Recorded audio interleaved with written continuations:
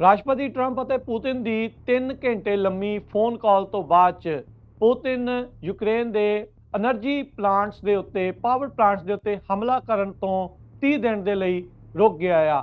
ਉਸ ਸੀਜ਼ਫਾਇਰ ਦੇ ਲਈ ਉਹ ਸਹਿਮਤ ਹੋਇਆ ਆ। ਯੂਕਰੇਨ ਆਲਰੇਡੀ ਅਮਰੀਕਾ ਦੇ ਨਾਲ 30 ਦਿਨ ਦੀ ਪੂਰਨ ਜੰਗਬੰਦੀ ਦੇ ਲਈ ਮੰਨ ਚੁੱਕਾ ਸੀ, ਪਰ ਰਸ਼ੀਆ ਨੇ ਉਸ ਆਫਰ ਨੂੰ ਠੁਕਰਾ ਦਿੱਤਾ ਸੀਗਾ। ਹੁਣ ਵੀ ਪੂਰਨ ਜੰਗਬੰਦੀ ਨਹੀਂ ਹੋਵੇਗੀ, ਸਿਰਫ એનર્ਜੀ ਇਨਫਰਾਸਟ੍ਰਕਚਰ ਦੇ ਉੱਤੇ ਹਮਲਾ ਕਰਨ ਤੋਂ ਰਸ਼ੀਆ ਨੇ ਆਪਣੇ ਹੱਥ ਪਿੱਛੇ ਖਿੱਚੇ ਆ। ਇਸੇ ਗੱਲਬਾਤ ਦੇ ਦੌਰਾਨ ਇਹ ਵੀ ਪਤਾ ਲੱਗਾ ਆ ਵੀ 175 ਕੈਦੀ ਯੂਕਰੇਨ ਤੇ ਰਸ਼ੀਆ ਦੇ ਉਹ ਆਪਸ ਦੇ ਵਿੱਚ ਉਹਨਾਂ ਨੂੰ ਅਦਲਾ ਬਦਲੀ ਜਿਹੜੀ ਉਹ ਕੀਤੀ ਜਾਊਗੀ, ਇੱਕ ਦੇ ਬਦਲੇ ਇੱਕ ਛੱਡਿਆ ਜਾਵੇਗਾ।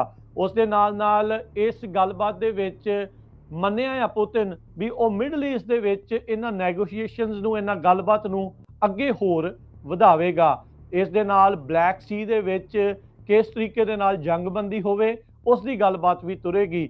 ਯਾਦ ਰਹੇ, ਯੂਕਰੇਨ ਦੇ ਨਾਲ ਸਮਝੌਤਾ ਹੋਣ ਤੋਂ ਪਹਿਲਾਂ ਰਿਆਦ ਦੇ ਵਿੱਚ ਸਾਊਦੀ ਅਰੇਬੀਆ ਦੇ ਵਿੱਚ ਅਮਰੀਕਾ ਤੇ ਰੂਸ ਦੀ ਵੀ ਗੱਲਬਾਤ ਹੋ ਚੁੱਕੀ ਆ। ਉਹ ਗੱਲਬਾਤ ਨੂੰ ਹੁਣ ਦੁਹਰਾਇਆ ਜਾਊਗਾ। ਜ਼ੈਲੈਂਸਕੀ ਇਸ ਸੀਜ਼ਫਾਇਰ ਡੀਲ ਨੂੰ ਮੰਨਦਾ ਹੈ ਜਾਂ ਨਹੀਂ, ਉਸ ਦੇ ਬਾਰੇ ਹਾਲ ਦੀ ਘੜੀ ਪਤਾ ਨਹੀਂ। ਉਹ ਯੂਰਪ ਦੇ ਹੋਰ ਮੁਲਕਾਂ ਦੇ ਦੌਰੇ ਦੇ ਉੱਤੇ ਜ਼ੈਲੈਂਸਕੀ ਇਸ ਟਾਈਮ ਗਿਆ ਹੋਇਆ ਆ। ਪਰ 3 ਘੰਟੇ ਲੰਮੀ ਚੱਲੀ ਗੱਲਬਾਤ ਤੋਂ ਬਾਅਦ ਚ ਪੁਤਿਨ ਸਿਰਫ ਤੇ ਸਿਰਫ ਯੂਕਰੇਨ ਦੇ એનર્ਜੀ ਇਨਫਰਾਸਟ੍ਰਕਚਰ ਦੇ ਉੱਤੇ ਹਮਲਾ ਕਰਨ ਤੋਂ 30 ਦਿਨਾਂ ਦੇ ਲਈ ਰੁਕ ਗਿਆ ਆ।